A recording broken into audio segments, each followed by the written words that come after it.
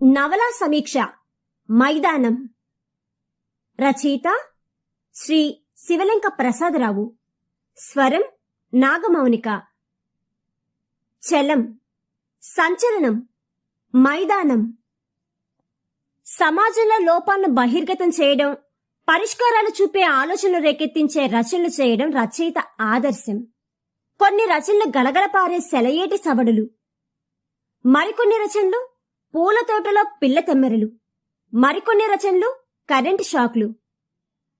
గుడిపాటి వెంకట చలం అనే పేరుగల ఈ రచయిత చలంగా సుప్రసిద్ధుడు.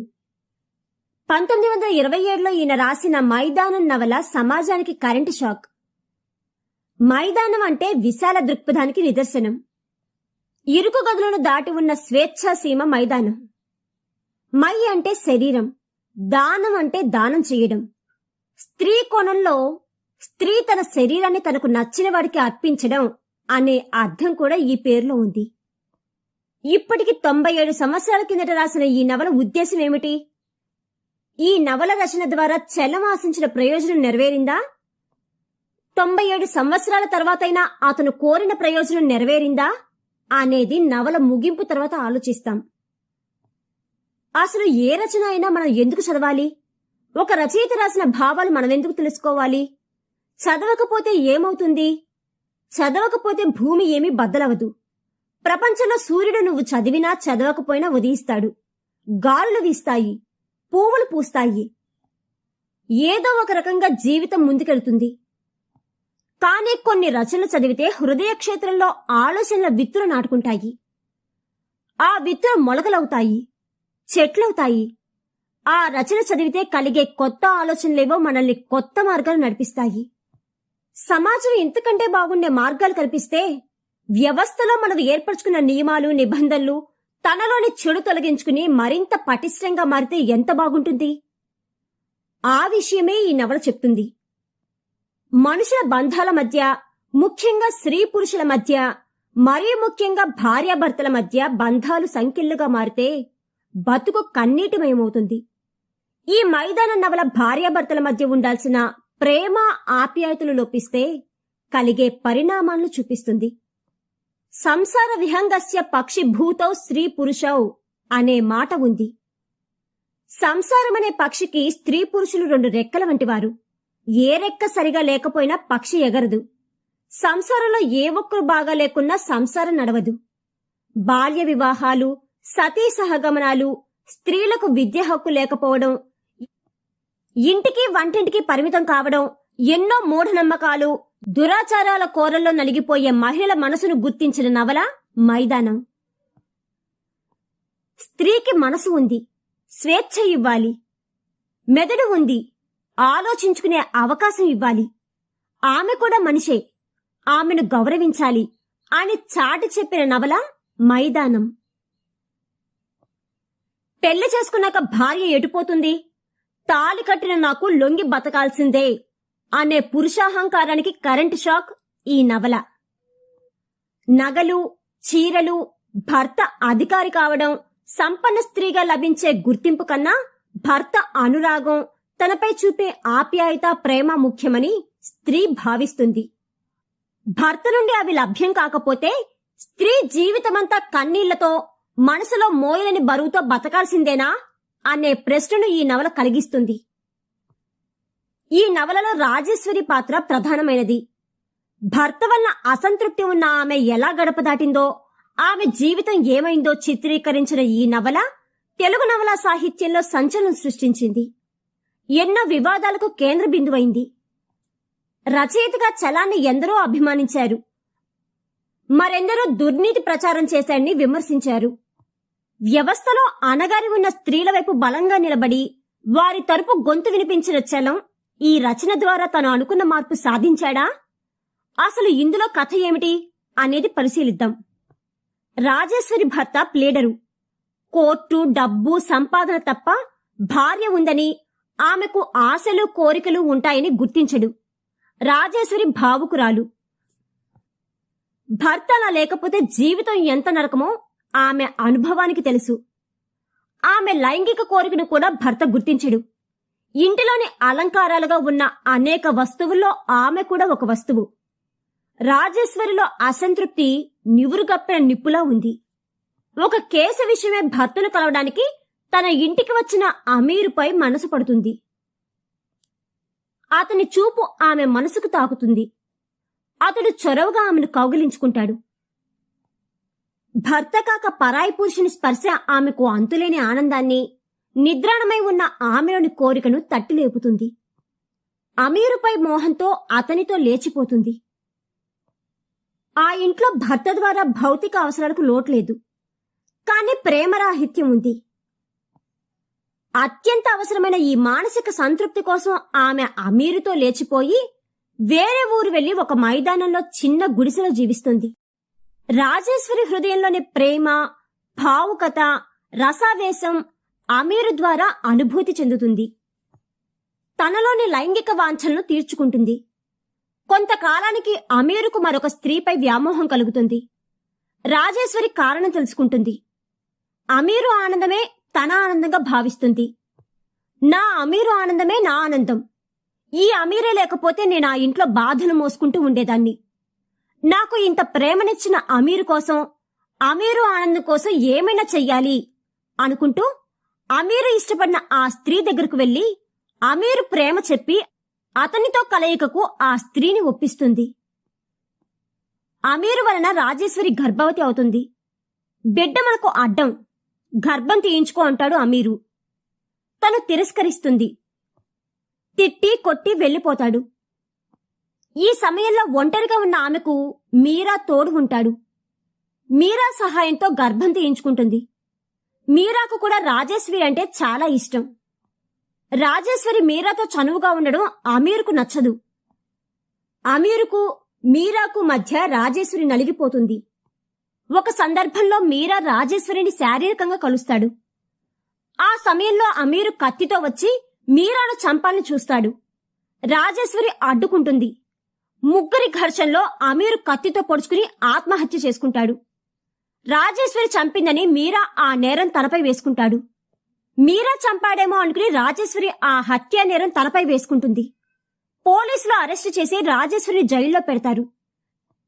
జైలు నుండి రాజేశ్వరి ఈ కథను మనకు చెబుతుంది. కథ ఇంతే కాని ఇది కలిగించిన సంచలనానికి అంతులేదు.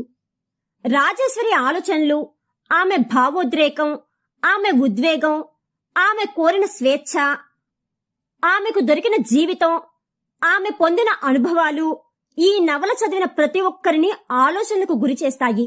విశాలమైన మైదానంలో వారు గడిపిన విధానం, కథాగమనం, చలన రచనా శైలి మనల్ని ఒక ప్రవాహంలా కొట్టుకుపోతుంది. భర్త రసికత తెలియనివాడు. ఒక రాత్రి రాజేశ్వరి మోహంతో భర్తను కౌగిలించుకుంటుంది. భర్త ఆమెతో చెడ్డకల వచ్చిందా, భయం వేసిందా అని అడుగుతాడు. మోహానికి భయానికి ఉన్న తేడా తెలియని వ్యక్తితో ఒకే మంచం మీద పడుకోవడం మన్మధునికి ఇంతకన్నా మించిన అపకారం ఉంటుందా అని నిట్టూరుస్తుంది. ఆనాటికే కాదు, ఈనాటికి కూడా ఇలా నిట్టూర్చే స్త్రీలు ఉన్నారు. ఆధునిక జీవనశైలిలో ఒత్తిళ్లకు గురయ్యి రాత్రులను మధుర రాత్రులుగా, రసోద్రేక ఆనంద తరంగాలుగా మార్చుకుని అనుభవించే వాళ్ళెందరూ అనే ప్రశ్న పుడుతుంది. పార్వతమ్మ చీరను పొగిడి అట్లాంటిది కొనిపెట్టమని నేను ప్రాణాలు తీయడము, పులుసులో ఇంగు వాసన లేదని ఆయన నన్ను తిట్టడము, ఇవే మా మానసిక ప్రేమతత్వాలు అని రాజేశ్వరి మనతో అంటుంది. భార్యాభర్తల యాంత్రిక జీవనం కన్నా దుర్భరమైనది వేరే లేదని మనకు తోస్తుంది. గౌరవము, భోగాలు వదిలేసి మరొకనితో వెళ్లిపోయే అద్భుతానుభవం క్షుద్రకామమా? ఇరుకు ఇరుకు గదుల్లో, గాలి వెలుతురు లేని గదుల్లో తన మనసు తెలుసుకోకుండా ఎప్పుడో ఏ రాత్రో మీదపడి తన ఉద్రేకం చల్లార్చుకుని తన గురించి, తన సంతృప్తి గురించి ఏమాత్రం పట్టించుకునే వ్యక్తితో జరిగేది క్షుద్రకామమా అని రాజేశ్వరి ప్రశ్నకు ఇప్పటికీ మనకు సమాధానం దొరకదు. మాతృత్వపు మమకారం రాజేశ్వరిలో నిండి ఉంది. అయినా గర్భం తీయించుకుంటే గాని ముఖం చూడను అని పలికి వెళ్లిపోయిన అమీరు కోసం తల్లడిల్లుతుంది. ఏ ప్రేమ కోసం పూర్వ బాధాగ్రస్త జీవితం వదిలివచ్చిందో, తన వారిని, కులవంశ మర్యాదలు దాటి వచ్చిందో, ఏ ప్రేమమూర్తి అని లేచిపోయి వచ్చిందో, ఆ అమీరు ఆమెను నిర్లక్ష్యం చేయడం మొదలు పెడతాడు. కొట్టడం చేస్తాడు. ఆమెతో ఇదివరకటిలా ఉండడు. ఇంటి నుండి లేచిపోవడం, వలసిన వాడితో పారిపోవడం, వేరొకరితో కాపురం చేయడం సులభమే కావచ్చు. కాని అదే మోహం, అంత తీక్షణత, అంత భావం చివరి వరకు నిలుపుకోవడం కష్టం. ఆ మోహం, ఆ మోజు తగ్గిపోతే వచ్చే పరిణామాలు తీవ్రంగా ఉంటాయి. చలం ఈ రచన ద్వారా పశుకామం, వ్యామోహం మాత్రమే చిత్రించలేదు, పర్యవసానం కూడా చెప్పాడు. ఇది గ్రహించకుండా అసంతృప్తి ఉన్న స్త్రీలందరినీ లేచిపోమ్మన్నాడు, నచ్చిన వాడితో వెళ్లిపోమ్మన్నాడు, విశృంఖలంగా సెక్స్ జీవితం గడపమన్నాడు, దుర్నీతిని ప్రోత్సహించాడు అనే వాళ్ళు సరిగ్గా చలం దృక్పథం అర్థం చేసుకోలేదు అనిపిస్తుంది. అమీరు ద్వారా పరిచయమైన మీరాను ఆమె సమ్మతించడం రాజేశ్వరి భ్రష్టత్వానికి నిదర్శనంగా విమర్శకులు అంటారు. మీరాకి సైతం శరీరదానం చేయడంలో ఆమె ఎదుర్కొన్న పరిస్థితులు వేరు. ఏకకాలంలో ఇద్దరిపై ప్రేమ కలుగుతుందా అనే విషయం చలం ఇక్కడ చర్చకు లేవదీశాడు. భార్యను ఇంట్లో ఉంచుకుని 10 మందితో ప్రేమ కబుర్లు చెప్తూ గడిపే వాళ్ళు ఇప్పటికీ సమాజంలో ఉన్నారు. అది భ్రష్టత్వం కాదా అనే ఆలోచన కలగజేయడమే రాజేశ్వరి పాత్ర ద్వారా చలం ఉద్దేశ్యం. మెరిసే సంఘం మేడిపండు, పొట్ట విప్పి చూస్తే పురుగులుండు. నటన అనేది నీత, దుర్నీత. వాస్తవంగా భార్యాభర్తలు ప్రేమతో ఉన్నారా? విధి లేక 4 గోడల మధ్య సంఘం కోసం అసంతృప్తులు దాచుకుంటూ బతుకుతున్నారా? నిజంగా భార్యాభర్తల మధ్య ప్రేమ ఉంటే వేరొకరిపై దృష్టి సారించగలరా? అలా వేరొకరిపై దృష్టి సారిస్తే అది ప్రేమ అవుతుందా? అలా ఎవరికి వారు పరాయి వారితో గడుపుతూ బయటపడకుండా ఇంట్లో ఉండి సాగించే నటన నీతా? ఇది సంఘం చూసి చూనట్లు వదిలేస్తుందా? ఒకవేళ బహిరంగంగా తన ఇష్టాన్ని ప్రకటిస్తే అలా గడిపితే అది దుర్నీతి అవుతుందా? మైదానం నవల సంఘానికి, భార్యాభర్తలకు ఒక హెచ్చరిక లాంటిది. అమీరు, మీరాల పెనుగులాటలో అమీరు చనిపోతే మీరా చంపాడని రాజేశ్వరి అనుకుని తనే ఆ హత్య చేసినట్టు పోలీసులకు చెప్పడం ఆమె త్యాగానికి నిదర్శనం. రాజేశ్వరి జైలు పాలైందని, తగిన శాస్తి జరిగిందని జనం అనుకుంటారు. సంఘం విధించిన నియమాలకు లొంగకుండా రాజేశ్వరి లేచిపోవడం ఆమె చేసిన తప్పు. కాని లేచిపోవడంలో భర్త దోషం ఏమీ లేదా అని ఈ నవల సమాజాన్ని ప్రశ్నించింది. అనైతికతను, ఇలాంటి లైంగిక విశృంఖలతను చలం ఆకర్షణీయం చేశాన్ని కొందరు విమర్శకుల ఘాటు విమర్శ. కాని నిద్రాణమై, నిర్లిప్తంగా, జీవచ్ఛవంలా ఉన్నా, తనకంటూ సొంత వ్యక్తిత్వాన్ని చంపుకుంటూ భర్త ఎలా ఉన్నా, ఎలాంటి వాడైనా తన పాదసేవలు తరించాలని నీతుల మధ్య నలిగిపోతున్న స్త్రీలలో ఒక ఆలోచన ఈ నవల కలిగించింది. ముఖ్యంగా పురుషాధిక్యతకు, పురుషాహంకారానికి చెంపపెట్టు అన్నారు కొందరు.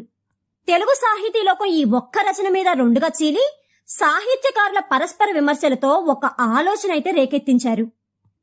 ఇది రాసి 97 సంవత్సరాలైనా ఈ రచనపై ఇప్పటికీ ఎడతెగని చర్చ జరుగుతూనే ఉంది. ఇప్పటికీ సమాజంలో కొన్ని మార్పులు వచ్చాయి. స్త్రీ ఆధునిక యుగంలో తన సొంత గొంతు వినిపిస్తూ ఉంది. అయితే భార్యాభర్తలు సంపూర్ణ ప్రేమతో ఉన్నారా? బలవంతపు కాపురాలు ఇంకా సాగుతూనే ఉన్నాయా? స్త్రీలు ఇంకా సంపూర్ణ సాధికారత సాధించారా అనే ప్రశ్నలు ఇప్పటికీ ఉత్పన్నం అవుతున్నాయి. కందుకూరి వీరేశలింగం గారి ఉదార స్త్రీవాదం నుండి, చలం లైంగిక స్వేచ్ఛ స్త్రీవాదం నుండి, ప్రపంచం ఇప్పుడు కొడవటిగంటి కుటుంబరావు గారు చెప్పిన ఆర్థిక స్వేచ్ఛ స్త్రీవాదం వైపు బలంగా ఊపిరి పోసుకుంది. స్త్రీకి ఆర్థిక స్వేచ్ఛ ఉంటే తాను అనుకున్న విధంగా జీవించగలదు. అయితే అది సంపూర్ణంగా సిద్ధించే వరకు మొద్దు నిద్రపోతున్న సమాజానికి ఇలాంటి షాక్ ట్రీట్మెంట్లు ఇచ్చే రచనలు అవసరమే అన్న చలం ఒక సంచలనం.